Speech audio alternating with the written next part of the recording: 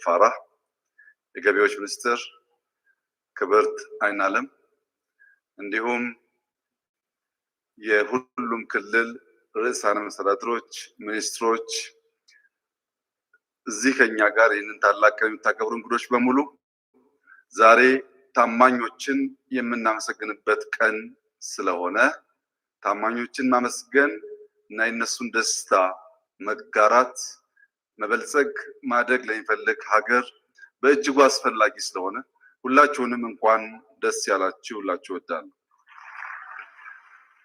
ባለፈው ዓመት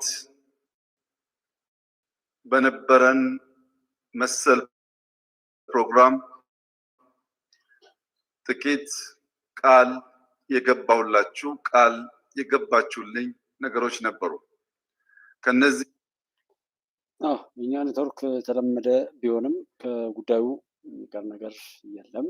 ሁሉ ነገር እናስሄዳለን ድል እያደረግን ነው ያለ ነው። እስካሁን ድረስ ምዕራፍ አምሽተን እንደዚህ የሚያስቸግረን እንደምታውቁት ነው። ዋናው ግን ድል ማድረጋችንን ብቻ እንድታሰሙበት ነው እኔ ማሳሰብ የምፈልገው። ይሄ ያለ ነው። እንኳንስ ኢትዮጵያን ይዞ እንኳንስ እንደ አይነት መልካም ነገር ይዞ እንኳንስ በዚህ ልክ ሳር ቅጠሉ በባንዳነት ተቀጥሮ በሚል ከሰከስበት በሚል ፈሰፈስበት ዘመን ይቅርና በረከሱ ነገሮች ላይ እንኳን ቀናተኛ የሚበዛበት ዓለም በጣም አጋንንታዊ ዓለም ላይ ነው ያለ ነው። በዛም ይሁን በዚህ ድሉ ይቀጥላል። ጠላቶቻችን እየጠፉ ይቀጥላሉ። እሱን ነው ማረጋገጥ የምፈልገው። ግልጽ ለማድረግ ወደ ዝርዝር ማብራሪያ ለመግባት አልችልም። ምክንያቱ ደግሞ ከህግ አንጻር በህግ የተያዙ ጉዳዮች ላይ እኔ ማብራሪያ መስጠት የለብኝም። በተፈቀደና በተወሰነ ጊዜ የሚመለከታቸው አካላት የሚሰጡት ማብራሪያ እንደተጠበቀ ሆኖ እኔ ወደ ርዕሰ ጉዳይ ነው የማተኩረው። ነገር ግን ስቱዲዮ አገልግሎት እንዳይሰጥ የተደረገ በመሆኑ በስቱዲዮ የተፈጸመው አገልግሎት እንዳይሰጥ ወይም ከአገልግሎት ውጭ እንዲሆን የተሰራውን ስራ በተመለከተ ፖሊስ ማን መቼ በምን ሰዓት የሚለውን መዝግቦ ጉዳዩን እያጣራ ስለሆነ እና ከዚያም በኋላ ተቋሙ እንደ ተቋም የሚሄድበትን መንገድ ተከትሎ በህግ መሄድ ያለበትን ርቀት ይሄዳል የሚል ውሳኔ ስላለ በእኔ በኩል ወደዛ ዝርዝር ጉዳይ አልገባም። ነገር ግን ምናልባት ከድምፅ እንዳልኳችሁ ከምስል ጥራት ከድምፅ ጥራት ጋር ችግሮች ካሉ የገባ ነው ይህንን ፕሮግራም በደንብ ግልጽ ለማድረግ ወደ ዝርዝር ማብራሪያ ለመግባት አልችልም። ምክንያቱ ደግሞ ከህግ አንጻር በህግ የተያዙ ጉዳዮች ላይ እኔ ማብራሪያ መስጠት የለብኝም። በተፈቀደና በተወሰነ ጊዜ የሚመለከታቸው አካላት የሚሰጡት ማብራሪያ እንደተጠበቀ ሆኖ እኔ ወደ ርዕሰ ጉዳይ ነው የማተኩረው። ነገር ግን ስቱዲዮ አገልግሎት እንዳይሰጥ የተደረገ በመሆኑ በስቱዲዮ የተፈጸመው አገልግሎት እንዳይሰጥ ወይም ከአገልግሎት ውጭ እንዲሆን የተሰራውን ስራ በተመለከተ ፖሊስ ማን መቼ በምን ሰዓት የሚለውን መዝግቦ ጉዳዩን እያጣራ ስለሆነ እና ከዚያም በኋላ ተቋሙ እንደ ተቋም የሚሄድበትን መንገድ ተከትሎ በህግ መሄድ ያለበትን ርቀት ይሄዳል የሚል ውሳኔ ስላለ በእኔ በኩል ወደዛ ዝርዝር ጉዳይ አልገባም። ነገር ግን ምናልባት ከድምፅ እንዳልኳችሁ ከምስል ጥራት ከድምፅ ጥራት ጋር ችግሮች ካሉ የገባ ነው ይህንን ፕሮግራም በደንብ ግልጽ ለማድረግ በዚህ ልክም እንደዚህ ሲባል የቆየውን ነገር እንደዚህ በመልፈስፈስም እንደዚህ መነገሩ 2 ዓመት 3 ዓመት ህዝብ እያለቀ የጥፋት ድራማ እየተደረሰ ባይሻውር እንደዚህ እየተባለ ገሎ አልቃሽነት የወረሰው የትኛውን ቦታ ላይ የመግደሉን ጉዳይ ጨምሮ ሙሉ እቅዱን ይዘው የሚሄዱ ጠላቶች ናቸው። መቼም ከመጀመሪያው ጀምሮ የኢትዮጵያን ፖለቲከኞች የማያውቃቸው ሞቶ የነበረ ሰው ወይም ደግሞ እነሱ ይህን የጥፋት እቅዳቸውን ሲያደርጉ አሁንም የሞትና ምላሽ መስጠት የማይችል ከሆነ በህይወት ያለ ሰው በቀላሉ ወደ ውስጡ ማየት የሚጀምር ሰው ነገሮችን መገጣጠምና መረዳት የሚችል መሆኑን በይፋ ማየት ይቻላል ማለት ነው። አይ ቲንክ ኔትወርካችን እንዳልኳችሁ ነው። ምን የሚባል ምንም መቅረት ስለማይቻል ነው። ሰው እውነት ሲወድ ለእውነት ዋጋ ሲያወጣ በዚያን ዘመን ላይ በደንብ እቅድ ጀምሮ ከመለመን ነፃ እንወጣለን። ኢትዮጵያዊ ስንሆን ሰዎች ስንሆን እውነትን ስንወድ ከያዘን በሽታ ለመዳን ጥረት ያደረግን ጊዜ ሊሆን ይችላል እንጂ እባካችሁ እንደዚህ በሉ በሚባል ብዙ ለማኞች ብዙ ጥፋት የሰሩ ሰዎች አይሻ ስትሰራ አምጡ አይሻን ምንም ነገር እንትን ለማለት ደርሷል ማለት ነውና አይሻ ስትሰራ አምጡ አይሻን ይሄ የኔትወርክ ጉዳይ የሚታወቅ ነው ማለት ነው። ባጭሩ ኢኮኖሚካል አድቫንስድ በመሆን ሰው እየገደለ ሰው እየዋሸ ሰው እየተቀደደ ሰው ሀገር እያፈረሰ ሰው ራሱን እያፈረሰ ሰው ራሱን እያጣ ሀገር እያፈረሰና እየጠፋ እንኳን እንደ ሸቀጥ እንደዛ ነው። በዚህ ዘመን ግን ሰዎች ለዚህ ዱንያዊ ወይም ምድራዊ ለሆነ ነገር ላይ ቅድሚያ ሰጠው የሚያብዱበት በጣም እጅግ አሳሳቢ የመቅሰፍት እና የርኩሰት ዘመን ስለሆነ በዚህ ሰዓት መለመን አያስፈልግም። መለመን ካለብን ፈጣሪን መለመን ላይ ትንሽ ትልቁ መስራት አለበት። እሱን ነው እየሰራን ያለ ነው። ተሸምቶ ድልብ ተመክሮ ልብ አይገኝም ይላል። ሰላም ለሰው ዘሮች ሁሉ ሰላም ብያለው። አብዛሞ ማገነን ይበለው ነው ሰውን ይበለው። አሁን እኔ እዚህ ጋር በቃ የኔትወርክ ምናምን እንደዚህ ነው። አንደኛ የኢትዮ ቴሌኮምን ገመና የሚገልጥ ነው። ፕላስ በከፈሉት ቋሰቦች አገልግሎት ለማግኘት የሚያስችል አሰራርና ሂደትን አልፈጠርንም። እነዛው ሲያስገድሉና ሲያዋርዱን በኖሩ ሰዎች ላይ ነው ዛሬም ትርክታችን እና ከነሱ ራሱ አለመላቀቃችን በጣም የሚያሳዝንም የሚያሳፍርም ነው። ስለ በጎ ነገሮች ከመነጋገር ይልቅ አሁንም ገዳዩን የሚናፍቅ በጣም የተረገመ ትውልድ እንዳለ ነው የማየው። እሱ ባለበት ሁኔታ ላይ በጭብጨባ ወርድ ማሲንቆ ይዞ እየገዘገዙ ሰዎች ጭፈራ ቤት ሄደው በአንድ ቀን የሆነ ብልግና የመኪና ቁልፍ ሁሉ የሚሰጡ ሰዎች ያሉበት ሀገር እንደሆነ አውቃለሁ። ስለማውቀው ለዛ ነው መለመን የሚያስጠላኝ። ምክንያቱም ነገ ለምነኝ ነበር ይላል። ለምነህ ነበርኩ ይህን ብር ሰጥቼ ነበር የሚል ሰው ሊኖር ይችላል። ከማወራው እውነት ኦር ከምሰራው ነገር ጋር ሳይሆን መለመኔን ወይም ለምን እንዳልኩ የእሱ የበታች ሆኜ እንድኖር የሚፈልግ ሰው ስላለ ማለት ነው። ይህንን እኔ ሊስትሮ ምናምን እየሰራው ስለተማርኩኝ እዛ ጋር በምሰራበት ቦታ ላይ በትምህርት ደግሞ እግዚአብሔር ይመስገን ጥሩ አቀባበል ስለነበረ በትምህርት መበልጣቸው ልጆች መጥተው ጫማዬን ጥረጋት ምናምን ብለው እኔም ጫማ ጠራጊ ነኝ በወቅቱና ጫማቸውን በማስጠረጋቸው የሚደሰቱ እሱን ለማድረግ እኔ ጋር መጥተው የሚያደርጉ ነገሮች ነበሩ። አሁንም አወራው ግን ስለ ኢትዮጵያ ነው። እንደማሸንፍም እርግጠኛ ነኝ። ስለዚህ አሸናፊ ሆኑ ብዬ ሌሎችም አሸናፊዎች ከኔ ጋር እንዲሰለፉ እንጂ ብዙ ሰዎች ይህንን አይነት መልካም እድል እንዲያገኙትም ሁሉ እንትን አለ እግዚአብሔር የፈቀደላቸው ብቻ እንዲያገኙት ነው ፈልገው።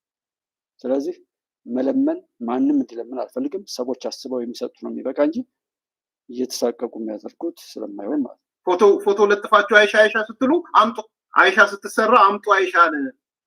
ፎቶ ለጥፋችሁ አይሻ ስትሉ አምጧት አይሻን፣ ድምጿን አምጡ። ውሸት ኬት አመጧት? የለችም አይሻ የተፈጠረች ናት።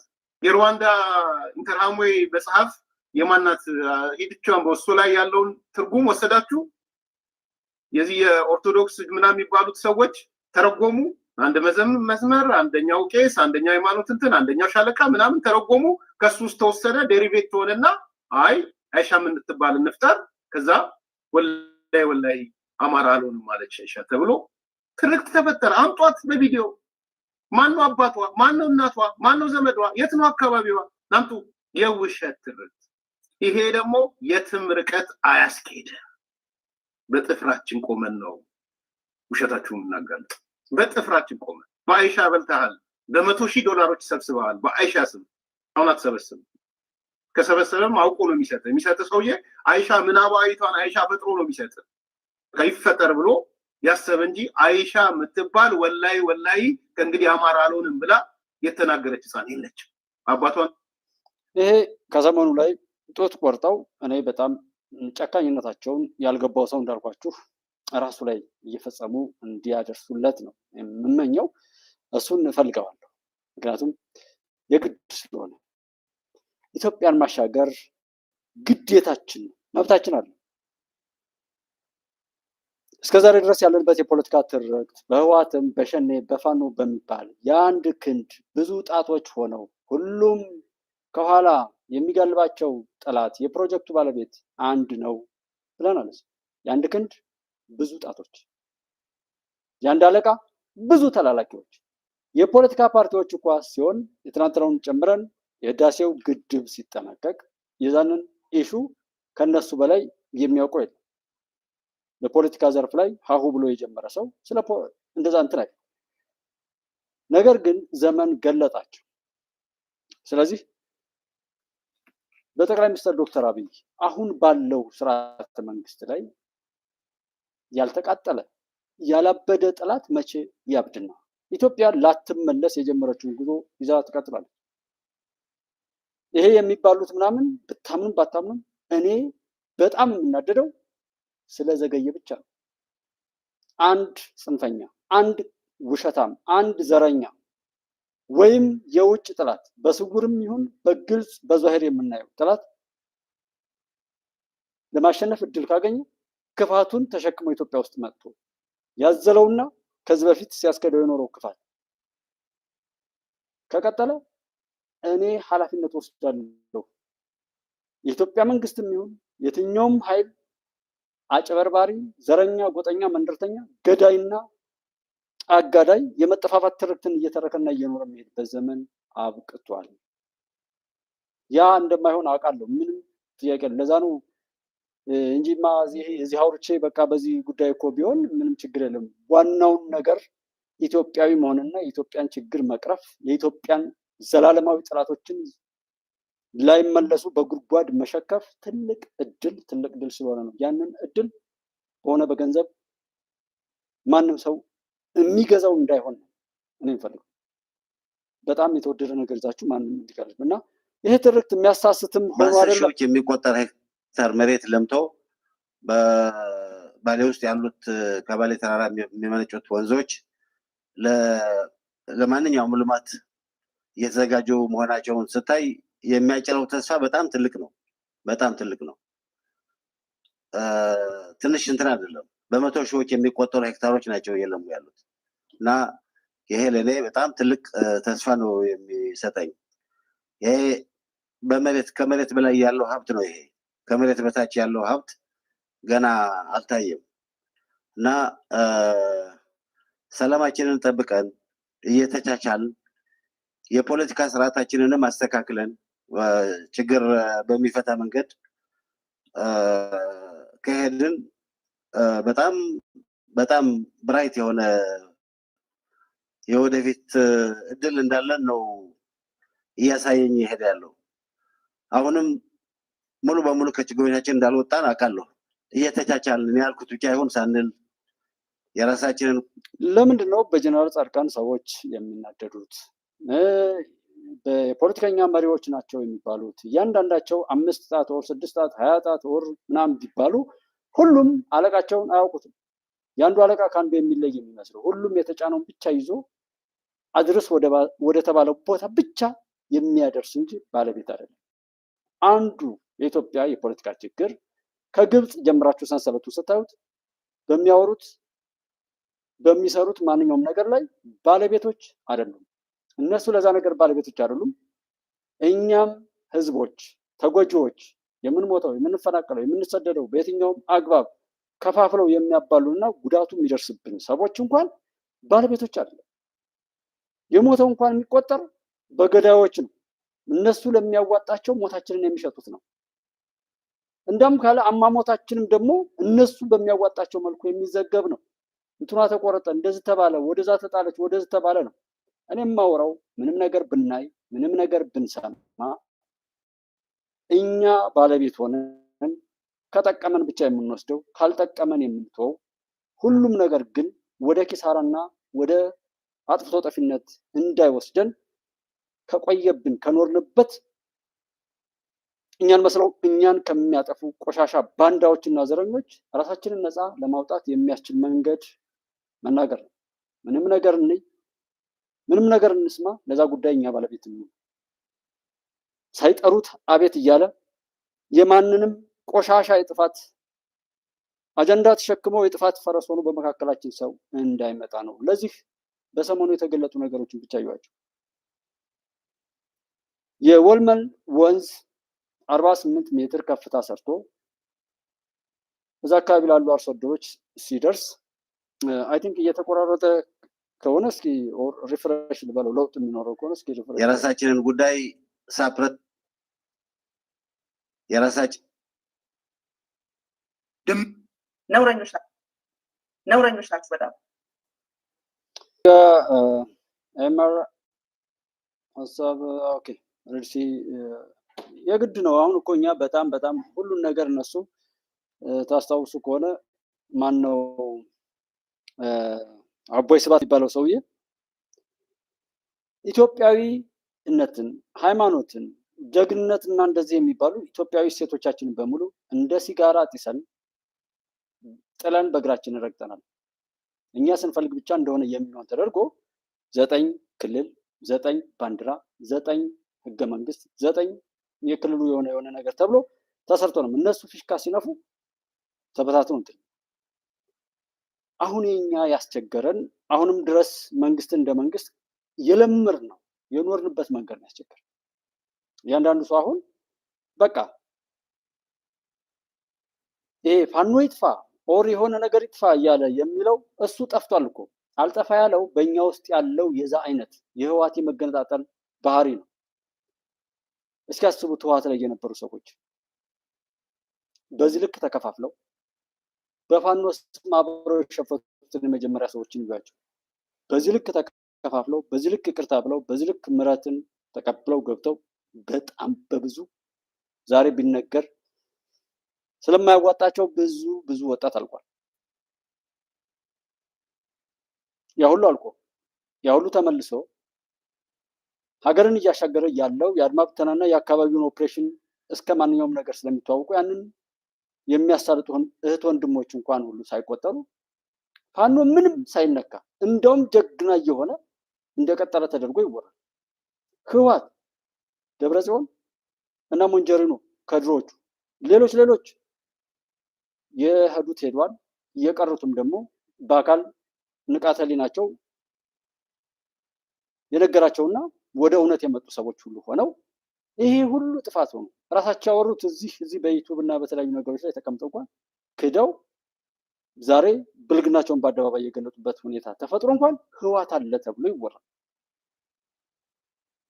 እዚህ ኢትዮጵያ ውስጥ ስትመጡ ደግሞ አብይ የኢትዮጵያ ማንኛውም ነገር በቃ እሱ ላይ ብቻ አስቀምጦ እሱን ልክ የሆነ ነገር እንኳን ብንለው ወይ ብናስጠላው ወይም የሆነ ነገር ብንለው ወይም በእኛ ወጥመድ ቢገባልን በቃ የኢትዮጵያን ህዝብ እንደፈለግን በታትን እንጫወትባታለን ብለው ይነግሩናል። ሚዲያዎችን ተመልከቷቸው። ያልተገለጠ ነገር የለም። እነሱን እዚህ እያወራን ራሱ ብንሄድ እውቅና መስጠት ስለምን ሀብታሙ አያሌው ይሄንን ሌላ የሆኑ ለምሳሌ እንደው የኛ ወንድማችን ስዬ እንኳን አንዳንድ ነገር ሲናገር ስዩም ተሾመን እንኳን አቤ ተወክቸው ላይ ባለፈው ሄደው ያን ያህል ሌባ እያሉ ልክ ጠቅላይ ሚኒስትሩን ያገኙ ይመስል በዛ ልክ የጮሁ ሰዎችን አይታችሁ ትናንትና ከትናንት ወዳ ወይም ይህን ሰሞን እነሱ ቤት ላይ በግልጽ ስለሆነ ነው እንጂ ብዙ ጊዜያቸው በዛ ልክ እየወጡ ሲላቀሱ ስታዩቸው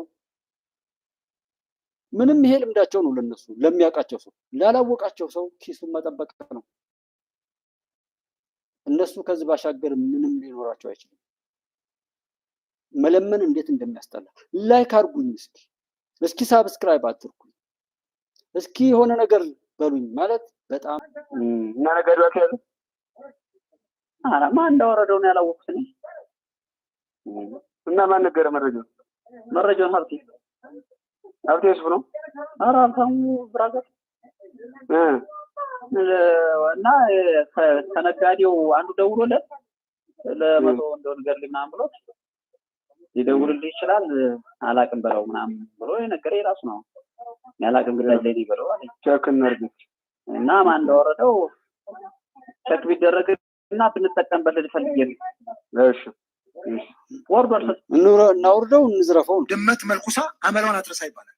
እኔ ህወሓት ሺህ ጊዜ እንትን ብትል አመሏን የምትረሳ አይመስለኝም። እና አሁንም የትግራይንም ህዝብ ሆነ ኢትዮጵያን ዋጋ የሚያስከፍሉ ናቸው። እንኳን ከኤርትራ ጋር ከሰይጣን ጋር ጭምር ሊደምሩ ይችላሉ። ከታየው ነገር አንጻር በቃቸው። 17 ዓመት በረሃ ነበሩ። በህወሓት ጦርነት የሰሩት ወንጀል በጣም ብዙ ነው። በወንጀል እኮ ይጠየቃል። ይሄ የሽግግር ፍትህ የሚባለው ነገር ተተግብሮ እኮ አላየንም። ወረቀት ላይ ያለ ብቻ ነገር ይሁንና ችግሩን እያገዘፈ ይመጣልና እኔ ከህወሓት ጋር ያለው ነገር አሁንም ስጋት ነው። ትግራይ ይሄ ሁሉ ቀውስ ውስጥ እያለች ዛሬም ህወሓት ከበሮ ስትደልቅ ለጦርነት ቆም ብሎ ማሰብ ተገቢ ነው። ይሄ የዓለም ፍትህ አለመኖሩ፣ ሰው ሰው ሆኖ አለመሰራቱን፣ ሰው ቢሆን ለሰው የሚገባውን ነገር መፈለግ አለመቻሉን እና እንደ ሰዎችን መስራት ላይ ብዙ የተዘናጋነው ነገር ስላለ ነው። እንደ መጀመሪያው ሰው እንስራ ነው ዋናው። ሰውን ሰው አድርገን ከሰራ ነው ህግ ይዘዋል፣ ሃይማኖት ይዘዋል፣ ኢትዮጵያዊነት ይዘዋል፣ እውነት ይዘዋል። ይሄ ፈሪሃ እግዚአብሔር ወይም የፈጣሪ መፍራትን በውስጡ ያኖራል። ከዛ ውጭ ፍሬን አልባ ትውልድ በእውቀቱ አይያዝ፣ በሆዱና በጉልበት የሚመራ ትውልድ። ለዛ እኮ ነው ክላሽ ሲይዝ እሱን ለመጥለፍ ብቻ የሚነገር ትርክት፣ ቁንጽልነት፣ ጎደሎነት መቼም ቢሆን የማይሞላ ነገር ተነግሮት ጥላቻ ሲሞላ ኖሮ በዛ ተነድቶ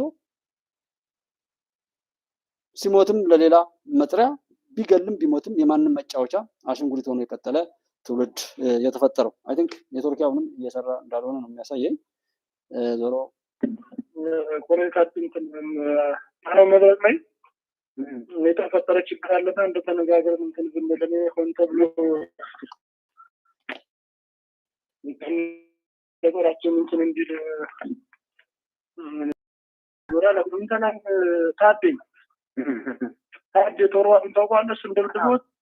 እነሱም ደብድቦት ገብቶ ምናምን እንትን ብሎ እንደዛ ስለሆነ ነው ያለ እና ሻለቃም ተከፋፍሎ ምናምን እንትን ብሎ ነው ያሉና እና በስልክ ነገሮችን ቢያንስ እስከዛው እስከምንመጥ ድረስ በስልክ ነገሮችን የማስተካከል ስራ ሊሰራ ብዬ ነበር። እንደውላችሁ ስለናውን ምን ይልኳ ሌላ ጉዳይ ነው። ማለት ሜዳ ካል ሌላ ካል ነው የተሰሩት ተረኛ ገዳይ፣ ተረኛ ተገዳይ፣ ተረኛ ዘራፊ፣ ተረኛ ተዘራፊ ሆነው ያጥፍቶ ጠፊነት ጀስት ሲፈልጉ የሚያቃጥሏቸው አድርገው ነው የሰሯቸውና ኢትዮጵያ ውስጥ ማንም ቢሆን በባለቤትነት ይዞ ያቋቋመው ፓርቲ ወይም የሚታገልበት የሆነ የፖለቲካ መድረክ እንደሌለ ሁሉ ሰው ሊያውቅ ይገባል። ከዛ መነሳት ብዙ መፍትሄዎችን ስለሚያመጣ ከኤርትራ መንግስት ሰዎች ሁሉም በአፉ በቃ የሚያወራው አይነት መሆኑን ማለት ነው። ሀብትሽ ቤት ከሰኞ እስከ እሑድ ድረስ ትሰራለህ። እኔ የምመክርህ ለአንድ ሳምንት ቢያንስ ለአንድ ሳምንት አንደኛ ልጆችህን ይዘህ ወጣ በል፣ ማህበራዊ ሚዲያውንም ምኑንም ዝጋው።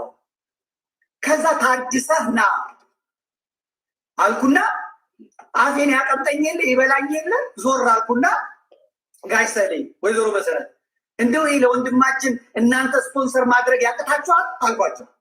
ስፖንሰር አድርጉት፣ ለሀገር ነው የሚለፈው፣ ለሀገር ነው የሚደግመው አልኳቸው። ሁለቱ ሰዎች እግዚአብሔር ይስጣቸው የፈለገበት ቦታ ይሂድ፣ ቤተሰቦቹን አዝናንቶ መኪና ተከራይቶ ይረፍ፣ እውነት ነው።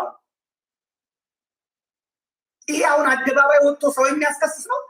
የሰዎቹንስ ፕራይቬሲ በግል ያደረጉለትን አውጥቶ እንደዚህ መጀመሪያ ምንም ስላላዘዝናቸው መብታቸው ነው። ምንም ወረደ ችግር በእንወደወረድ እንዝላልነት፣ መሀይምነት፣ ደደብነት እየተሰበረ ያለ ሞራል በእንወደወረደ ችግር በእንወደወረድ እንዝላልነት፣ መሀይምነት፣ ደደብነት እየተሰበረ ያለ ሞራል በእንወደወረደ ችግር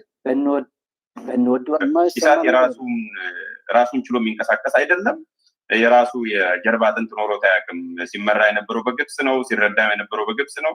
ከዛም አነስ ሲል ደግሞ በኤርትራ ነው የሚል ነገር አለና ኢሳት ከግብጽ ጋር እና ከኤርትራ ጋር የነበረው ግንኙነት ምንድን ነው? ፋይናንሻሊም አይዲዮሎጂካል ባጭሩ ሉክ እኔ ኢሳት ከማቋቋም አብዛኞቹን ጋዜጠኞች ምታቃቸውን ወደ እንትን ከማምጣት ጀምሮ አጠቃላይ ሰዓትን እስከመምራት 5 ዓመት አገልግያለሁ። በኋላ ደግሞ በስራ አስፈጻሚ ቦርድ ውስጥ ነበር ከፍተኛ የገንዘብ ኮንትሪቢዩሽን ያደረግ ነው። 500,000 የመጀመሪያውን ኢንስቶልመንት ግብጽ ነው ያልኩት። ኤርትራኖቹ ሰጥተዋል። እኛ ዳይሬክት ጉዳይ አላለ እና ድርጅቱ የሚሰራውን ስራ ኦፍኮርስ በሚስጥር የምንሰራቸው ሁላችንም የራሳችን ነገሮች አሉ። እኔ የምሰራውን አንዳንዱም አንዳርጋቸው ላያቅ ይችላል፣ አንዳርጋቸው የሚሰራውን እኔ ላላቅ እችላለሁ። ቫይስ ቨርሳ የሰጡት ለኢሳት ሰጥተዋል፣ ለድርጅቱ ሰጥተዋል። ይሄ የማንክደው ነገር አንዳርጋቸውንም ልጠይቀው ይችላል። አንተ ከዚህ በፊት አቅርበው ሰፊ ኢንተርቪው አድርገናል። ኢትዮጵያ ጠላት የሆኑ ኃይሎች ኢትዮጵያን እንደ ሀገር የሚጠሉ ኃይሎች ካሉ ከማንም ጋር ዲል እናደርጋለን። አንዴ በቢቢሲ አርቶክ ኢንተርቪው ጋር ከማንም ጋር እኛ አላማችንን ለማሳካት ከማንም ጋር ዲል እናደርጋለን። ይህ አቶ ናምን ዘለቀ ነው። ኢትዮጵያን የሚጠሉ እንደ ጠላት ከሚያዩ ከማንም ጋር ዲል እናደርጋለን።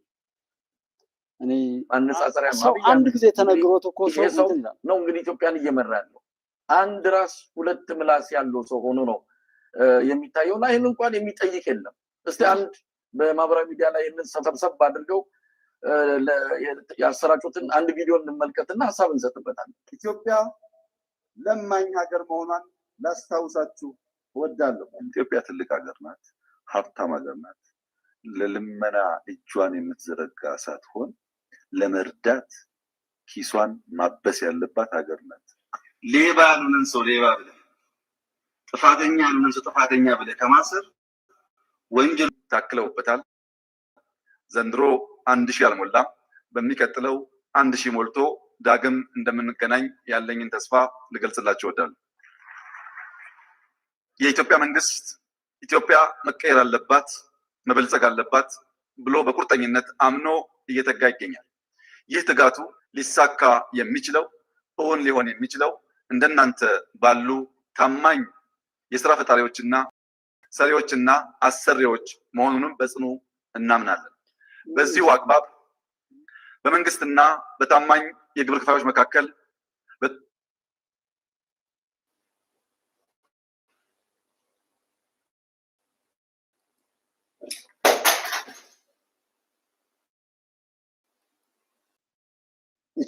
ይቺ ሀገር ምን ያክል እድለኛ ነች ብቻ ሳይሆን የዚች ሀገር አመራር አካል የነበሩ ሰዎች ተሰባስበው በእነሱ ጊዜ ምን እንደነበርም የሚያዩበት አሁን ከነሱ በኋላ የመጣው መንግስት እየሰራ ያለውን ስራ ምን እንደሆነ እንዲህ በጋራ ሆነው ተሰብስበው ማየት የቻሉበት ሁኔታ ስለተፈጠረ እነሱ ብቻ አይደሉም ያሉት፣ ግን ያ ፓርት ብዙ ትርጉም ስላለው በጣም እንግዲህ በጣም ስላናደደኝ ያው ፒሲዋንም ሆነ ሞባይሉን ራሱ በሳት ነበር መለብለብ። ልክ እንደ ኢትዮጵያ ባንዳዎች የሆነ ነገር ልሰሩ ስትሉ በቃ ኦብስታክል እየሆኑ ሀሳባችሁን እየሰረቁ አላማቸው እንደዚህ ነው። ለመልካም ነገር የሚታሰብን ነገር ሁሉ ለነሱ የረከሰ ነገር ምላሽ ለማድረግ ጊዜያችንን ለመውሰድ የሚደረግ የአጋንንት ዓለም ነው። በነገራችን ላይ አጋንንት ከሰዎች በላይ በቃ ሰው ሆኖ በግልጽ የሚታይበት ነው።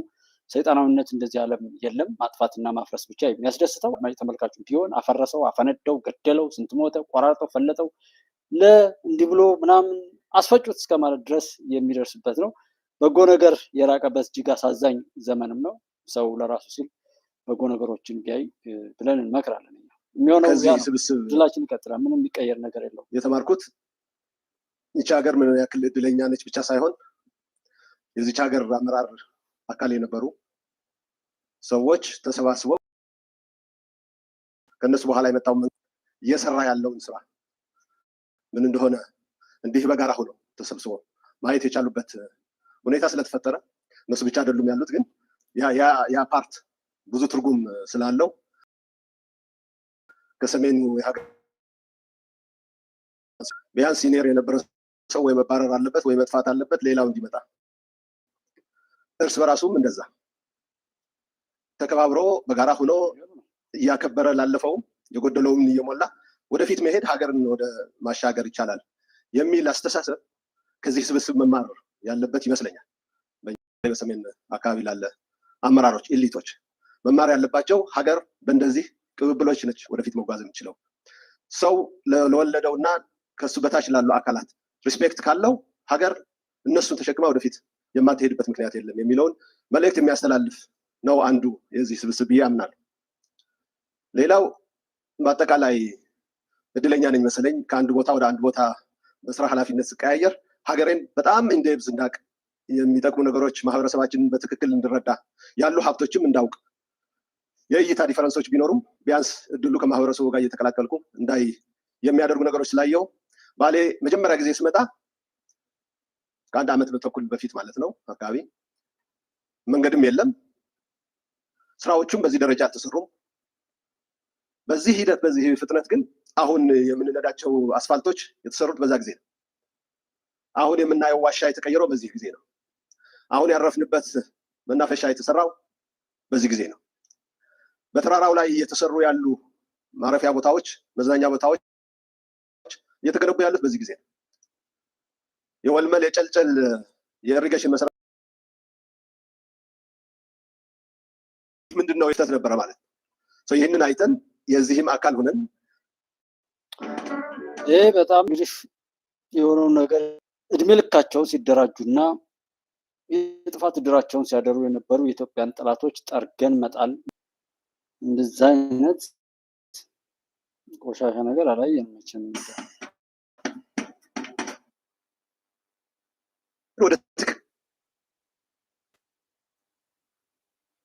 ጭምር እንደዚህ አይነት ልብ ዋሻ አለ። እነሱም ትንሽ ሞክረው ትተውታል፣ ግን በጣም ርቀት ወዳለው ቦታ እንደሚወጣ እንደሚያገናኙ ሪፖርት ሰምተዋል። በሆነ ዘመን የኢትዮጵያን ዜጎች በየቦታው ዋሻ ፈልፍለው አንድን ጫፍ ከሌላ ማገናኘት ልምምድ የነበራቸው ይመስለኛል። የበለጠውን ተመራማሪዎች፣ ሳይንቲስቶች መፈተሽ ቢኖርባቸው። ለምንድን ነው እኛ ስንመጣ እዚህ አካባቢ የሚታወቀው ዋሻ ይሄ አይደለም። ስንወጣ አሳያቸዋለሁ፣ በሌላ ጫፍ ያለ ነው። እዚያ ውሃ አስቸግሮን ስንፈልግ ያገኘ ነው። ይሄ እምብዛም አይታወቅም። ይሄ ዋሻ ቅድም ሶፍ ዑመር አውቀዋለሁ ያለ ሰው ማንኛችሁም አታውቁትም። ይሄ ዋሻ የምታውቁት በዛኛው ጫፍ ያለው ነው። ሲፈለግ ተገኘ። አሁንም ያልደረስንባቸው በጣም በርካታ ቦታዎች አሉ። የሚገርማችሁ አንደርግራውንድ አለ እዚህ ውስጥ ያልገባንበት። ዘሴም ዋሻ አንደርግራውንድ አለ። ብዙ የማናውቃቸው ጉዳዮች አሉ። በዚህ ሰውየው ያልተገኘውን እንዲገኝ ሀብታችንን ሀብት አድርገን ወደ ውስጣችን እያየን አገርን ይዘን በባለቤትነት እንድናሻገር ይናገራል። እዛው አዳማ ዱዋድም ያሉት ይህን ያህል ኮማንዶ ተመረቀ፣ ይህን ያክል እንትን አለ፣ ከግብፅ ጋር ተባበር፣ ከሻቢያ ጋር ተባበር፣ ከምን ጋር ተባበር ብለው ሊያስፈራሩን ይሞክራሉ። ወንድሜ አትጥፋ አታጥፋ ነው። አይ ካልክ በርታ፣ ከማንም ጋር ታሰር። እናንተ የኢትዮጵያ ባንዳዎች፣ ጽንፈኞች፣ ቆሻሾች፣ ሆዳሞች፣ አጋሰስ ሆናችሁ ኢትዮጵያን ለማዋረድ ተቀጥራችሁ ስትሰሩ የነበራችሁ በየትኛውም ቦታ ላይ የነበራችሁ ሰዎች ሁሉ እናንተ እኛን ለማጥፋት አቅዳችሁ የሚሳካላችሁ መሆኑንም አምናችሁ በእዝነት የተዋችሁት ነገር የለም። በቻላችሁት አቅም ልታጠፉን ሰርታችሁ፣ በቻላችሁት አቅም ሞክራችሁ፣ በቻላችሁት አቅም ጎርታችሁን እሱን ነው ድል አድርገን የቀበርናችሁ። አሁንም ጠላት አትሁኑ ነው። እሆናለሁ ላለ መሆን ትችላለህ፣ ግን የኢትዮጵያ ጀግኖች እየቀበርን የኢትዮጵያን ጠላቶች ሁሉ ኢትዮጵያን ከፍ ከፍ እናደርጋለን። አይን ያለው ወይም አመለካከቱ ዘመኑን መለካት የሚችል በተለይ ከኋላው ያልተነካ ከኋላው የኢትዮጵያን ስውር ጠላቶችን ያልተሸከመ ሰው ጊዜው ለራሱ ነው። የሚጠቅመውን ይወስን ነው። ምንም ነገር ለማድረግ የሚጠቅም ከሆነ ቀጥል። ኢትዮጵያን እነካለሁ ብትል ልክን ታገኛለህ። ኢትዮጵያ ብዙ ጀግና ልጆች አሏት። በሄሊኮፕተር ሄዳችሁ የማትጨርሱት አስደማሚ እርሻ አለ። ይሄ ብዙ ቦታ አይታይም። ጅማ አይታይም፣ ወለጋ አይታይም። እርሻዎች አሉ፣ ግን በሄሊኮፕተር ለረጅም ሰዓት ተጉዘህ የምታየው ወጥ እርሻ አይታይም። በምግብ ራስ ለመቻል የሚያስችል ብቃት አለ ማለት ነው። ባሌ ውስጥ የዱር አራዊት ዲንሾ ብቻ ሳይሆን ሳነቴ ወተን ቀይ ቀበሮን እና መሰል አዋፋት ትናንት እንዳያችሁት ያሉ የተለየ ደግሞ ዳይቨርሲቲ ይታያል። እዛ ጋር ታች ትወርዱ ደግሞ ሀረና አንበሳን ጨምሮ በጣም በርካታ ነገሮች አሉ። የዱር አራዊት አለ። ፈረሱ ይለያል፣ ከብቱ ይለያል፣ ዛፉ ይለያል። ፓልም ትሪ እችን ከምታክል እስከ መሮ ዛፍ ትሪ አለ። ቆማችሁ ርቀቱን የማታዩትን ዛፍ በጣም ረዥም ዛፍ እና በጣም አጭር ዷርፍ ዛፎች ደግሞ አሉ። ብዙ ሀገራት ሰመር ዊንተር እያሉ ይከፋፈሉና በዊንተር ጊዜ በጣም በረዶ ሲሆንባቸው የሰመር ካምፕ ይሄዳሉ ወይም ሰመር ሃውስ እያሉ ይወጣሉ። ዊንተሩን ሬዚስት ማድረግ የማይችሉ መካከለኛው ምስራቅ ደግሞ ሰመር በጣም ከባድ ስለሆነ ቀዝቀዝ ያለ ቦታ ፍለጋ ሌላ ሀገር ይሄዳሉ፣ ቪዛ ትኬት ምናምን ብለው። አሁን ባሌ ሀገር ቢሆን የት ይሄዳል? በ20 ደቂቃ ጉዞ ቅዝቃዜ አለ፣ በ20 ደቂቃ ጉዞ ሙቀት አለ። በ20 ደቂቃ ጉዞ ጫካ አለ። በ20 ደቂቃ ጉዞ የሚያስደንቁ መስኮች፣ እርሻዎች አሉ። እዚሁ ብቻ በተለያየ ሲዝን ሊኖርበት የሚያስችል ነገር ፈጥሮ መኖር ይችላሉ ማለት ነው። ጠላት የሚቃጠለው ለዛ ነው። ኢትዮጵያዊነትን፣ ድንበርህን፣ ሰው መሆንን፣ አለመሆንን፣ ሃይማኖትን፣ ጾታህን ሁሉ በሌሎች ስታስመሰክር የነበርክ የራሱና ቄሰው ናፋቂ ሆኖ ባዕዳን አምልኮና ሰዎችን ሁሉ አምልኮ ነጭ አምላኪ ሆኖ የነበረ ሁሉ ፖለቲካውም ማንኛውም ነገር በሙሉ ራሱን እየካደ ከሌሎች ካልተኮረጀ ድረስ ሁለመናውን ነጮች እንዲመሰክሩለት በዛ ልክ ነጭ አምላኪ ሆኑ። እነከሌ ሀገር እዚህ አገሩ ላይ ኢትዮጵያ ውስጥ ሰው ሆኜ ከምፈጠር እነከሌ ሀገር ጅንስ ሆኜ ብፈጠር የሚል በዛ ልክ የተዋረደ ሳቤን ተላብሶ የነበረ ትውልድ መካከል ላይ የጠላት የረከሰ የጥፋት አውድ የደበቃቸው ነገሮች እየቆፈሩ የሚያወጡ አመራሮችን ማን ሊወዳቸው ይችላል? ሰው ብቻ አሁን የሚገለጡ ነገሮችን ሁሉ የሚጠሉ ያንንም በይፋ የሚናገሩ ሰዎች የመጀመሪያም የመጨረሻም የኢትዮጵያ እና የኢትዮጵያውያን የሰው ልጆችና የመልካም ነገሮች ሁሉ ጠላቶች እንደሆኑ ሰው ሊያውቃቸው ይገባል። ሁሉ አላቸው ላይ ሳነቴ ላይ ያየነው የቅዝቃዜ ቦታ ያላቸው ሀገራት ይኖራሉ። የኛ ዩኒክ ቦታ ላይሆን ይችላል። ግን እዛ ያየናቸው 20 30 40 የሚጠጉ ክሬተር ሌኮች ምንም አይነት የሰው እጅ ያላረፈባቸው ትንሽዬ ብንሰራቸው ግን ምን ሊሆን እንደሚችሉ አስቧቸው። ክሬተር ሌክ በጣም ክሊን ውሃ ነው ያለው። ሳነቴ ተራራ እዚህ አካባቢ ላሉ ውሃዎች ሁሉ የውሃዎች እናት ነው ይባላል። ለምን? እነዚህ ያየናቸው ሌኮች ትሩ ታይም ሲንክ እያደረጉ ነው ሪቨር የፈጠሩት። እነሱን ካልጠበቅን ታች ውሃ አናገኝም ማለት ነው። ዛፎቹ፣ ጫካዎቹ ልክ እንደሰው ሽበት አላቸው። ተጠላልፈው ተዋህደው በጣም ብዙ ዳይቨርስ የሚያደርግ አይነት ስፔሽስ ያላቸው ወፎች፣ ዋይልድ አኒማልስ እና አትክልቶች አብረው ይኖራሉ። ባሌዎች ይህን ምን ያክል ጥያቄ ነው። ኢትዮጵያ ምን ያክል ተገንዝበውታል? ጥያቄ ነው። ለምን አልሰራንም? ጥያቄ ነው። ቅድም ዳንኤል እንዳለ ብዙ መጠየቅ አለብን። አንድ ማወቅ ያለብን ነገር ግን ባሌዎች እዚህ ስፍራ ላይ የዛሬ 700 ዓመት በ60 ቋንቋ መድረሳ ያስቀሩ ነበር። በ60 ቋንቋ ከናይጄሪያ ጭምር ሰው መጥቶ እዚህ ቁርአን ይቀራ ነበር። በኦሮምኛ በአማርኛ ሳይሆን በ60 ቋንቋ ያስተምሩ ነበር። እዚህ ቦታ ላይ ትላልቅ ዑለማዎች፣ ሼኮች ነበሩ። በሰሜን ያለውን የምንኩስና የቆሎሎ እየበሉ ቂጣ እየበሉ እውቀትን የመፈለግ ጉዳይ አጣጥለን በደቡብ በምዕራብ ያለውን የዑለማዎች የአኗኗር ዘዬ በዋሻ ውስጥ አይታችኋል። ጭሱን እዚህ ዋሻ በምንኩስና የሚኖሩ ሼኮች ነበሩ ማለት ነው። ይህንን ንቀን ራሳችንን ንቀን ማንን ልናከብር ነው የምንተጋው ነው? ብንፈልግም ባንፈልግም የታሪካችን አካል ነው። ይህም ታሪካችን ነው፣ ያም ታሪካችን ነው። ሁለቱም ለምቶ ሁለቱም መሸጋገር አለበት ብለን ካላሰብን በቀር አንዱ ወደን አንዱን ጠልተን አይሆንም፣ ሙሉ አያደርገንም። እና እዚህ ባሌ አካባቢ አንድ ታዋቂ ሼክ ነበሩ።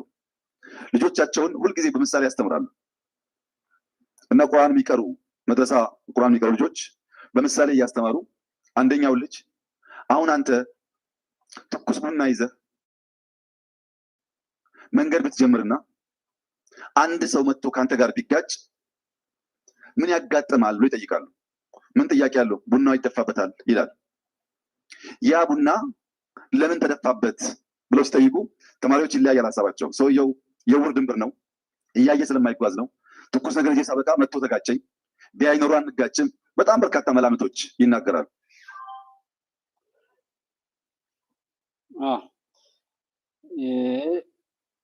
የእኛን ጉድ ነው የሚገልጠው። ስለዚህ ሰዎች በማስተዋል ብንሄድና ሰው ያለውን እንደሚደፋ ነው የሚናገሩት። እዚህ ጋር አንተ ያዝከው ቡና ነው፣ ሲጋጭ ትኩስ ቡና ፈሰሰበት።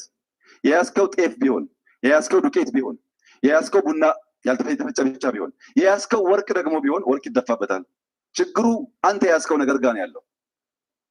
እዚህ የመጣን አመራሮች ለባሌ ህዝብ ምንድነው ይዘን የመጣ ነው? አንዳንዱ ቁጭት፣ አንዳንዱ ባሌ አይን መገለጥ ወርቅ የሆነ ሀሳብ ይዘን ከመጣን ያን ሀሳብ ደፍተን እንሄዳለን። ቁጭት ብቻ ይዘን ከመጣን እኛም ተንገብግበን እነሱ እንዲቆጩ አድርገን እንመለሳለን። መጣን እንደዚሁ ነው። ሰው የያዘውን ነው የሚደፋው፣ የያዘውን ነው የሚሰጠው። መስጠት ያለብን ነገር ለትውልድ ሀገር እንዳለው ሊሰራ እንደሚችል ካስተማረ እሱ ደግሞ ወስዶ የተለወጠ ነገር ሊያመጣ ይችላል። በእኔ ሂሳብ ዛሬ እኔና እናንተ ችግኝ ተክለናል። ችግኝ ውስጥ ተስፋ አለ። ይሄ ችግኝ ከኛ በኋላ ይመጣው ይኮተኩተዋል፣ ከዚያ በኋላ ይመጣው ያጠጣዋል፣ የሆነ ትውልድ ደግሞ ያርፍበታል። ለእኛ ጥላ አይሆንም። ሶፍመር ላይ የጀመርነው ነገር ጨርሰነው ለእኛ ጥላ አይሆንም። ለልጆቻችን ግን ጥላ ይሆናል። ተስፋን ነው የምንዘራው፣ ሀሳብ ነው የምንዘራው። ይህን ሀሳብ ገዝቶ የደከመ ሰው ደግሞ የተዋበ ነገር ለራሱም ለአፍሪካም ይፈጥራል። ተስፋ አደርጋለሁ። ሰዎች ሰው ገለው እንዲገዳደል ጠርተው እሪቴት እያደረጉ ስሜት እየቀሰቀሱ ወደ ባሰ ሞት ወደ ባሰ መከራ እየወሰዱ የሞትንና የአሟሟትን ትርክትና መነሳሳት አብዝተው እያወሩ ብዙ ሟቾች እየደረደሩ በዛ የሚነግዱ ሆዳሞች አሉ።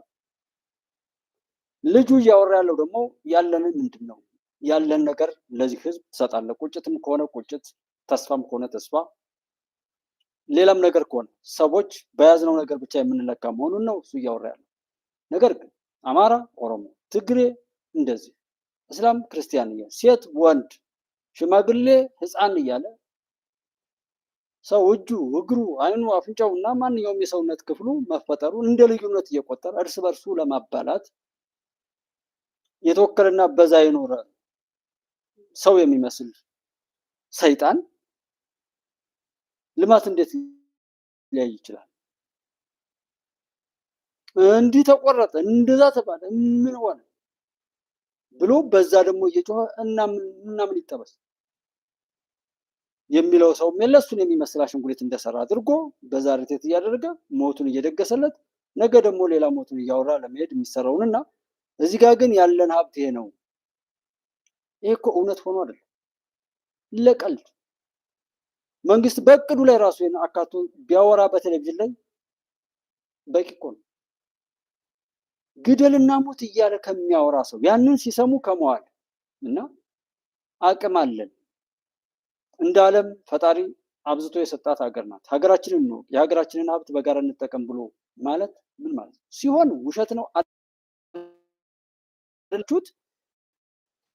እውነት ተፎካካሪ ከሆናችሁ ሄዳችሁ ደግሞ እናንተ ይሄው ጠቅላይ ሚኒስትሩና ካቢኔያቸው ያዩትን ነገር አይታችሁ እውነቱን እውነት ብላችሁ ክፍተቱን ሞልታችሁ የምንሄድበትን በእናንተ ፉክክር መካከል ሀገርን ሊጠቅም የሚችል ውጤት አምጡ።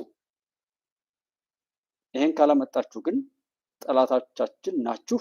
አንድ እስከዛሬ ድረስ ጠላት ሆናችሁ ቀጥላችኋል። ሁለት ይሄ መንግስትም ቢሆን እንዲዘናጋ እድል እየሰጣችሁት ነው። ያለ ተፎካካሪ ከቀረ በተለያየ መልኩ በውስጡ የተሰገሰጉ ሌቦችም ጭምር ወደሆነ ነገር ሊቀየር ይችላል። ምክንያቱም ሌላው ህብረተሰብ መንግስትን እየሞገተው አይደል። እንዲሞግተው ምንም መድረክ አላገኘም። እንሞግታለን ያሉት ሰዎችም እግር ጎታቾችና ሀገር አጥፊዎች እንጂ ሀገር እንደ ሀገር ከመቀበልና ህዝብ እንደ ህዝብ ተቀብሎ ጉዳትን ተናግሮ ጉዳት እንዳይመጣ ከመስራት ይልቅ ጉዳት ሳይፈጠር ጉዳትን አብዝቶ ተርኮ ሌላ ብዙ ጉዳት በማስከተል የጥፋት ፊት አውራሪዎች ሆነው እዚህ ሰሩ ሰዎች፣ ወጣቶች፣ ኢንጂነሮች እዚህ ያለው ቦታ የትም ዓለም ዩኒቨርሲቲ ብልካቸው ማንም ዩኒቨርሲቲ ያስተምራቸው አይችልም። እንዴት ቆመ ይሄ ነገር? እንዴት ፒላር ሆነ? ያኛው ብራንች እንዴት ተፈጠረ? ሰው በህይወት ዘመኑ ተመራምሮ አይጨርሰው። ይሄን የተማረ ሰው እዚህ የሰራ ሰው ቅድም እንዳልኩት ላሊበላ ብንወስደው፣ ፋሲል ብንወስደው፣ የትም ብንወስደው እዚህ ባገኘው ልምድ ያን እያሰፋ እያሳደገ ሊሄድ ይችላል። እኔ ይህን ቦታ ማየው እንደ ትምህርት ቤት ነው። ይህን ቦታ ማየው ገና እንዳልነካ ነው ነገር ነው። ማዕድኑ እንዳልኩት ከዩራኒየም ጀምሮ ባይዞ ነዳጅም አለ። የነዳጅ ምልክቶችን አግኝተናል። ባሌ ውስጥ በጣም በርካታ ማዕድኖች አሉ። በጣም ብዙ ነገር አለ። ሀብቱን ለመጠቀም መስራት ነው እንሞክረውና ያው ኔትወርክ በጣም ቢረብሸኝም ዝም ብዬ እስኪ በግምትም ቢሆን ዝም ብዬ ልሞክርና ልውጣ። ቁጥርም ከእንስሳቶቹ ጋር ታዛ እየተጋራ የኑሮ ልኩን ሳያበጅ ዘመኑን እንዳይፈጅ መላ ተበጅቷል። ከተሞችን ከመጪው ዘመን ጋር በማድረግ ላይ ያለው የኮሪደር ልማት እሳቤው ኪሎሜትሮችን አቋርጦ የገጠርን መልክ ሊያስናፍቅ አርሶ አደሩ ደጅ ደርሷል።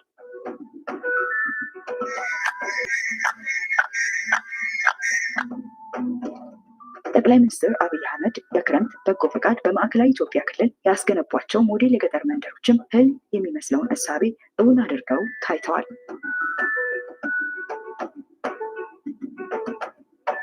በክልሉ 4 ዞኖች ማለትም በስልጤ፣ ሀላባ፣ ሀዲያ እና ከምባታ ዞኖች የተገነቡት እነዚህ ሞዴል የገጠር መንደሮች አርሶ አደሩ ክብርና ዘመናዊነትን ከኑሮ ጋር መሳ ለመሳ እንዲያስብና እንዲተዋወቅ ምክንያት ሆነውታል።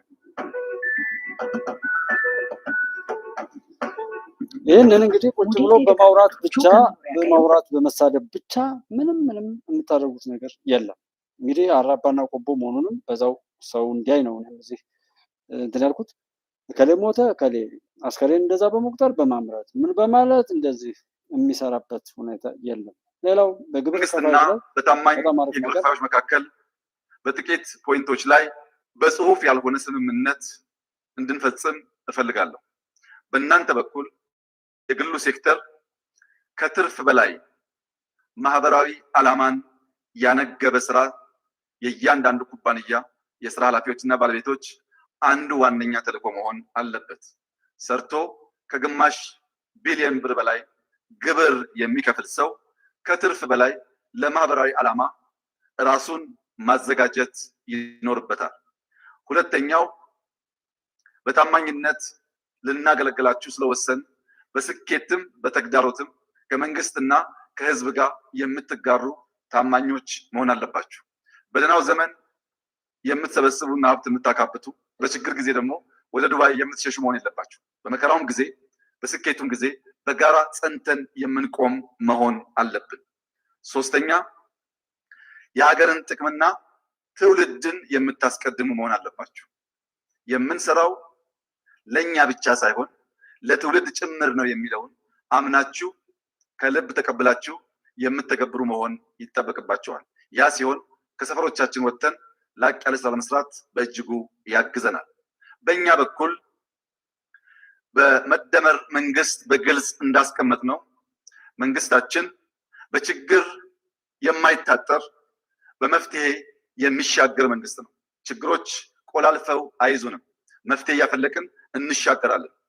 ሁለተኛ ለትጋት የጨከነ በአርያነት የሚመራ መንግስት ነው። እንተጋለን፣ አርያ ሆነን ልንሰራት የምናስባትን ሀገር መሰረት እንጥላለን። ሶስተኛ ጀምረን የምንፈጽም፣ አልመን የምንተኩስ፣ ተናግረን የምንተገብር፣ በቃላችን ልክ የምንገኝ ለመሆን እንገኛለን። የመጨረሻው እኛን የሚመለከተው ፖይንት ጩኸት አያርደንም። በማንኛውም ጩኸት አንረድም፣ በክብርም አንጣለልም። ጩኸትም አያቆመንም፣ ክብርም አያዘናጋንም። እነዚህን ፖይንቶች የኛ የስራ መመሪያ አድርገን እናንተ ደግሞ በታማኝነት በቀጣይነት በመስራት የኢትዮጵያን ብልጽግና እንድናረጋግጥ አደራ እያልኳችሁ ዛሬ ወርቅና ከዚያ በላይ ተሸላሚ የሆኑ ዜጎች ምርጥ ዜጎች ስለሆኑ በቪአይፒ ኤርፖርት እንዲስተናገዱና በኤርፖርት ያለው መስተጓጉል እንዲቀንስ መንግስት ወስኗል። ይሄ ሁለት ትርፍ ማለት ነው። አንደኛው ግዴታውን የተወጣ ሰው እንደፈለገ መናገር ይችላል። አሁን ለምሳሌ እኔና እናንተ እዚህ የምትችሉትን የምታደርጉት ወንድሞቼ ታውቁታላችሁ። የምትችሉትን በበጎ በመመኘት ገንዘብ ከተረፋችሁ ተጨናንቃችሁ አይደለም፣ ከተረፋችሁ በገንዘባችሁ፣ በሀሳብ፣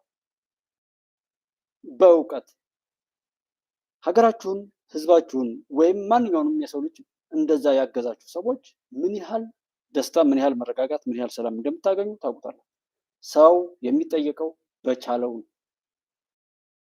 ያልቻለውን አልቻልነውም። በቃ እየቻለ ብልጣብልጥ ነኝ ብሎ የራሱን የከሰረ ይሄ በእጅ በእግሩ ልክ ያጠረና የተጎነደሸ ሰው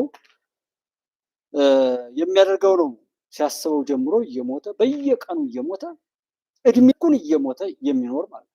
እነዚህ ግብር ከፋዮች ሀቁን ሲከፍሉ ሀገራቸውን እነሱ እንደሰሯትና መብታቸውን ለመጠየቅ ሙሉ መብት ማንም በፊታቸው አይቆም።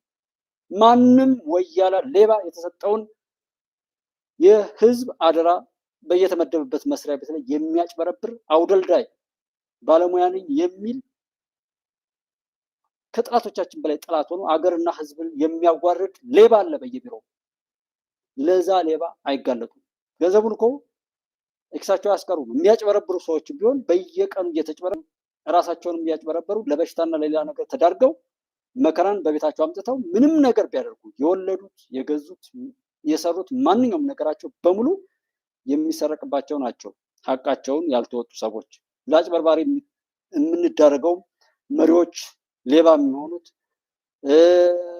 የጸጥታ ኃይሎች ወር ሌላ ጓደኛ የሚሆኑ የቢዝነስ አጋሮች አጭበርባሪ ላይ የሚጥለን የመጀመሪያው የኛ ማጭበርበር ዘካ ካለማውጣት፣ አስራት በኩራት ካለመስጠት፣ ግዴታን ካለመወጣት፣ ታማኝ ባለመሆን ሀቅን ለመኖር እኛ ላይ ቢደረግ ደስ የማይለን ነገር ሌሎች ላይ ማድረግን ባለ መተዋችን እና ከዛ መጥፎ ድርጊት ባለመቆጠባችን ያመከራ በተዘዋዋሪ የሚመጣ ስለሚሆን በመሰብሰብ ብቻ የሚከብር በመብላት ብቻ የሚጠግብ የሚመስለው በጣም ብዙ አለ። እንደሱ አይነት አይደለም እና እዚህ ጋር በቪአይፒ መሄዳቸው ነፃነታቸውን ትልቅ ውሳኔ ነው ብዬ ነው። በጣም ደስ የሚል ውሳኔ ስለሆነ ነው ወደዚህ ራሱ ያመጣሁት። ግን በጣም የበሽታው ጥናት አይታችሁ ከሆነ ሀገር እንደ ሀገር ሊያቆሙ የሚችሉ ፔናልቲዎችን ማወቅ መጠበቅና ማስጠበቅ ላይ አስቦ መስራት የለም። የሆነ ምንድነው አንዳንድ ሚዲያዎች ምንድነው የሚሉት ቡጨቃ ጀምረናል። የዛሬው ቡጨቃችን ከሌና ከሌ ነው ተብሎ የቡጨቃ ርዕስ ሲባል ኃጢአት እኮ ነው። ቡጨቃን ተከትሎ ሊቦጭቅ የሚሄድ በጣም ብሷል። የችግሩ መፍቻ ቁልፍ ግን አንድ የሀገር ባለቤት መሆን ነው።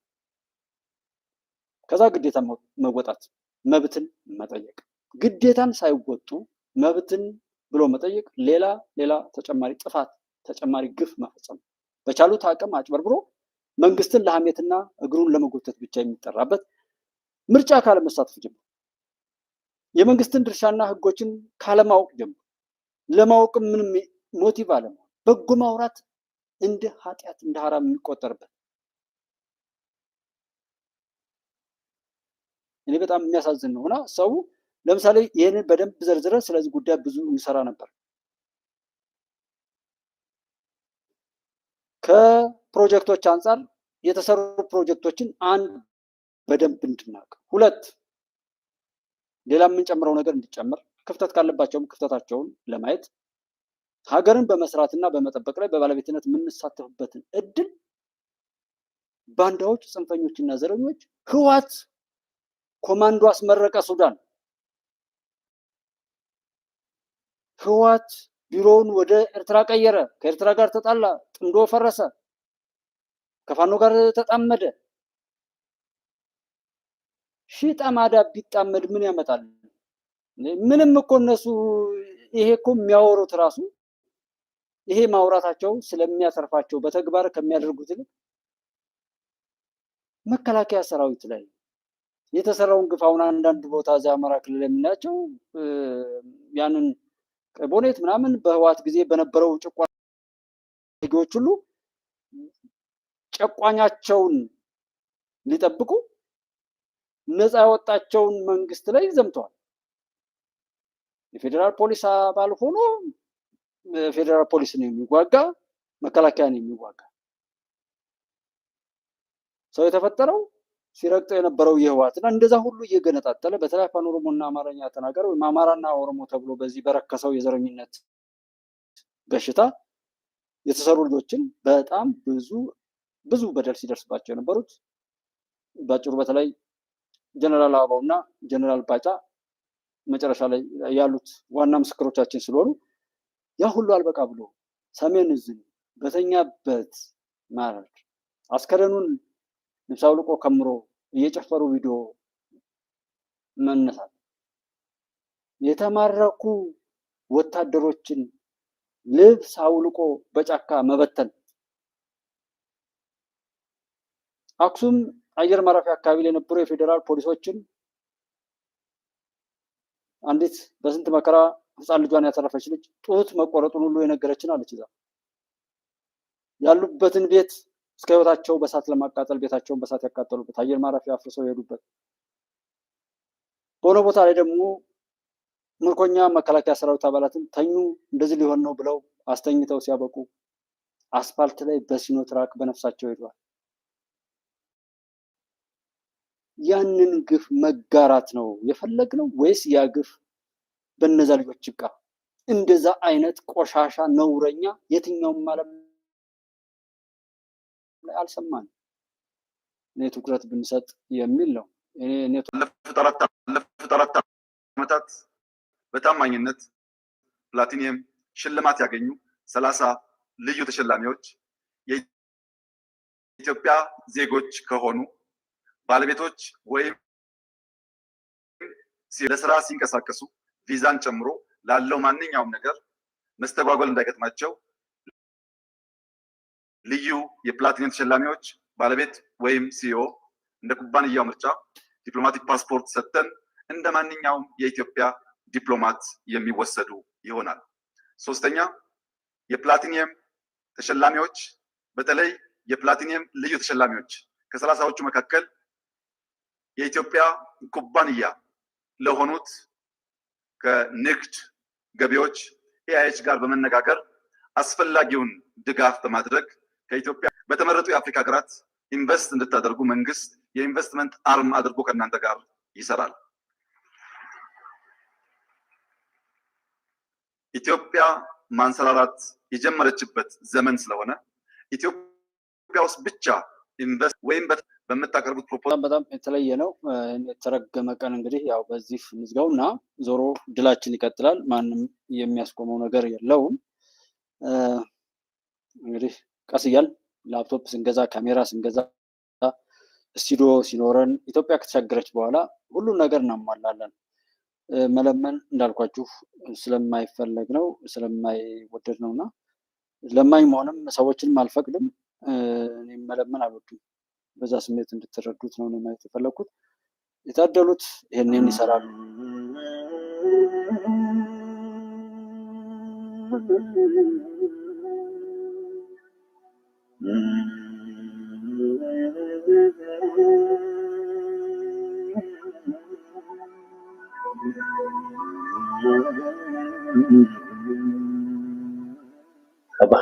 እንዴት ነው? ከዚህ በኋላ እዚህ ላይ ነው ተጨምሮ እዚህ ቦታ ላውጣ። የታደሉት እንደዚህ ይሰራሉ። ያልታደሉት ደግሞ ገና ሰዎችን ህፃናትን ከትምህርት ቤት እንትላሉ። የተረገሙት የፍኝት ልጆች ማለት ነው። ያንተነሽ ከኛ በቃ ይበቃል። እሺ ነው ያባት ባይመተነሽ ችግር የለው ደስ ይላል። እኔ አባት አሁን እንዴት ነው መሰለ ደስ ብሏል። ወደፊት ምን የመሆን ህልም ነው ያለ? ዶክተር ነኝ፣ ሰው ማከም፣ ሰው ማዛት። ሌላ ምን ይጨመርልህ? ምን ያስፈልጋል? ቀለብ ነበር የሚፈለገው። እሺ ነው አባት እናግዛለን። 10 20 30 ሺህ ብር ደስ አለ። አሁን ለምትጠይቀኝ ለቀለብ ነው ይሄኛው ገንዘብ። ይሄንን ብር ዊልቸሩና ይሄንን ነገር የሰጠው ግን ያለው ዋጋት ሳንጆ የምን የጸሎት ህብረት አለ። ምን ላግዝ እኔ በግሌ? የምሳ ዕቃ እሱ ነው የቀረው። ይሄኛው 10 ሺህ ብር እኔ ከራሴ ለአንተ ምሳ ዕቃ እንድትገዛበት። እነሱ መርቃቸው። እግዚአብሔር ይስጣቸው። አሜን። ከምን እንዳሰቡ ለነሱ እግዚአብሔር ያስ አሜን። ምን ለማለት እነዛቸው የሚያሳዩ በቃ ጓደኞች ህፃናት ናቸው፣ ግን ያለቅስ በቃ ደስታቸው።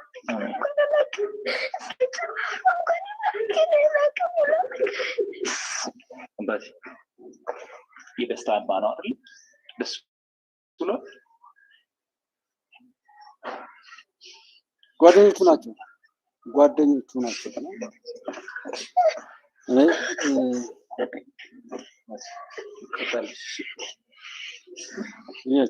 እኔ አባት መልካም ወዳለሽ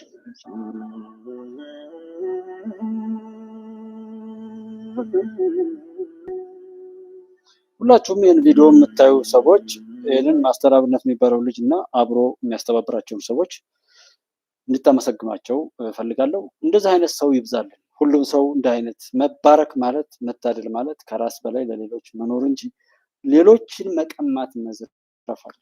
መለመን ሳይሆን የሚያስደስተው መስጠት ነው። መስጠት እና ይህንንም ልጅ ከዚህ ጋር ያሉት ወንድሞችን በሙሉ እንዳልኳችሁ እንግዲህ የተመረጡ ሰዎችን ካገኘው በእርግጠኝነት ማዛቸው ይኖራሉ። እነሱን አስገዛለሁ። አሁን ግን ባለኝ ስለሆነ የመጣሁት እንደዚህ ቢያደርገኝ አቅሜና ሁኔታውን ስለማይ ችግር የለብኝም። እያሸነፍኩ እንደምሆንና ድል እንደምናደርግም አውቃለሁ። በዛ ስሜት ነው። ቢቆራረጥም ይቅርታ አድርጉልኝ። ይሄ የሀገር ጉዳይ ስለሆነ ነው። ማንም ምንም ነገር ተሟልቶለት ምንም ማምጣት ካልቻለው የተሻለ አቅም እንዳለን እርግጠኛ ነኝ። በዚህ በቁሳቁስ እና በወረቀት በገንዘብ ሰው ቢበልጠንም በኢትዮጵያን በማሻገር ግን እርግጠኛ ነኝ እኛንም የምናሸንፈው። አብራችሁኝ የነበራችሁት ወንድሞቼ ይህንን መቆራረጥና እንደ አይነት ስርዓት የለሽ ከኢትዮ ቴሌኮም ጀምሮ የኔትወርኩን ጥራት የሚያስተባብሉ እንደዚህ ድህነትንም ራሱ አድርጋችሁ እንደው ፈጣሪ ፍረድባቸው በሉ። ያው ድህነትንም እንደዚህ የሚያስተጓጉል የሚያደናቅፍንም ፈጣሪ እንደው እንደዛ እንዲያደርግና የመልካም ቀን እንዲመጣ መቆራረጥ የሌለው የደስታ ቀን የምስጋና ቀን እንዲመጣ ይሁን። በያላችሁበት ፈጣሪ አብዝቶ ይባርካችሁ እላለሁ። ኢትዮጵያ ታበጽሕና በእግዚአብሔር። የኢትዮጵያ ድል ይቀጥላል። ግፈኞችም በግፋቸው ወደ ቀብራቸው ይሄዳሉ። ጀግኖችም በጀግንነት ኢትዮጵያን ይዘው ወደፊት የሚቀጥሉበት ነው። መልካም ጊዜ